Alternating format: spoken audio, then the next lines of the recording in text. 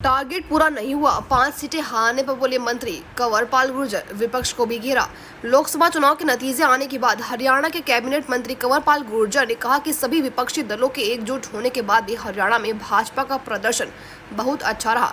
भाजपा ने मजबूती के साथ चुनाव लड़ा और 5 सीटों पर जीत दर्ज की। हालांकि हमारा टारगेट 10 सीटों का था। मंथन तो हमारी पार्टी में होता है, हम तो हर चीज का मंथन करते हैं और निश्चित तौर से इस पर हम मंथन करेंगे। क्या हमारे पास कोई खामी रही हमारे से, तो निश्चित तौर से उस खामी को दूर करेंगे। हमारा उद्देश्य जो है जनता की सेवा है और उसके लिए हम काम कर रहे हैं। और मैं समझता हूँ कि उपलब्धि है कि हमने जनता का विश्वास कायम किया। हरियाणा में इस प्रकार की एक धारणा बन गई थी हर आदमी की कि सरकार जिसकी भी है संसाधनों पे उसका राइट है। अगर कांग्रेस की है तो फिर कांग्रेस का है, और अगर लोकदल की है तो लोकदल का है। हमारी सरकार बनने के बाद जब पहले माननीय प्रधानमंत्री ने कहा कि सबका साथ सबका विकास, उसके बाद माननीय मुख्यमंत्री ने बात कहा हरियाणा एक हरियाणवी एक। ये केवल नारा नहीं है, हमने प्रैक्टिकल करके दिखाया इसको और जनता के विश्वास को हमने कायम किया कि आपके साथ किसी भी प्रकार का जाति के अनुसार या मजहब के अनुसार या क्षेत्र के अनुसार कोई पक्षपात नहीं किया जाएगा। आपकी योग्यता के साथ और आपकी जरूरतों के हिसाब से काम किया जाएगा। अगर आपकी जरूरत है डेवलपमेंट की तो वो डेवलपमेंट की जाएगी, और अगर आप रोजगार के लिए कहीं आए, नौकरी के लिए आए, तो आपको मेरिट के साथ दिया जाएगा। और उस विश्वास को कायम करने में हम सफल रहे। तो मैं सबसे बड़ी उपलब्धि है ऐसे प्रदेश में जहाँ एक विश्वास उठ गया था उस बात से, और ये बहुत जरूरी था विश्वास। तो ये हमारी सफलता है, तो निश्चित तौर से उसका लाभ भी हमें मिलेगा। देखिए, शायद समय आने पर इसके बारे में कुछ ना कुछ निर्णय लिए जाएंगे। आज की तारीख में तो कुछ नहीं है, पर मैं समझता हूँ कि इस पर निर्णय लेने चाहिए, क्योंकि इस प्रकार से बहकाने का जो काम है, जैसे ईवीएम के ऊपर दोषारोपण करना कि ईवीएम में गड़बड़ की जा सकती है, तो मैं समझता हूँ कि आम आदमी के लिए बहुत बड़ा वो है। वो सोचता है कि भाई मैं वोट कहीं भी दूँ और कहीं भी चली जाएगी तो मेरी वोट का मतलब क्या है। तो ऐसे में मतलब ये गुमराह करना बहुत गलत है। ऐसे ही जो संविधान के बारे में जो बात कही गई वो भी बहुत गलत बात है। तो मैं समझता हूँ ये नियम सबके ऊपर लागू होनी चाहिए। इस प्रकार की छूट किसी को भी नहीं देनी चाहिए कि कोई इस प्रकार से जनता को गुमराह करे। वो अपने जो उसने काम करने हैं उनके बारे में चर्चा करे, और या जो सरकार ने गलत किया उसके बारे में चर्चा करें।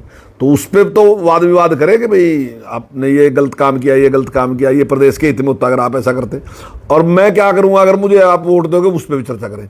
लेकिन इस तरीके से लोगों को गुमराह करने का अगर कोई भी व्यक्ति काम करता है तो मैं समझता हूँ उसके खिलाफ कार्रवाई होनी चाहिए। लेकिन उसकी जरूरत ही है कि आने वाले टाइम में मैं समझता हूँ कि कुछ नियम बने शायद जिस निष्पक्षता के साथ चुनाव हुआ। देखिए, अभी चुनाव हुआ पूरे देश में, आप पूरे देश में देखो कहाँ कहाँ गड़बड़ हुई।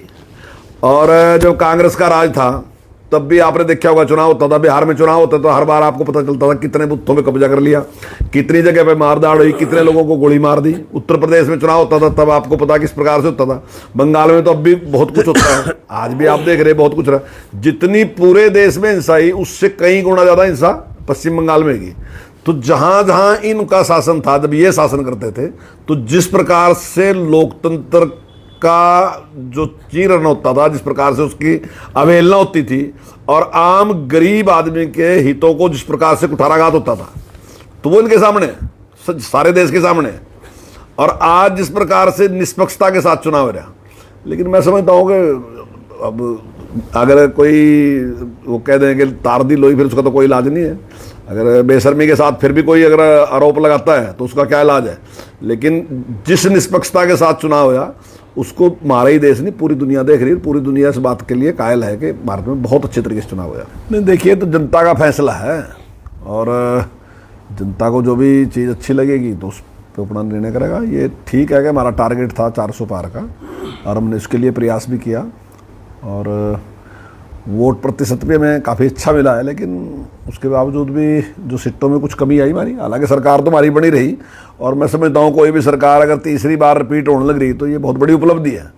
बहुत लंबे टाइम से आपने ऐसा देखा नहीं होगा कि तीसरी बार भी सरकार रिपीट होती है।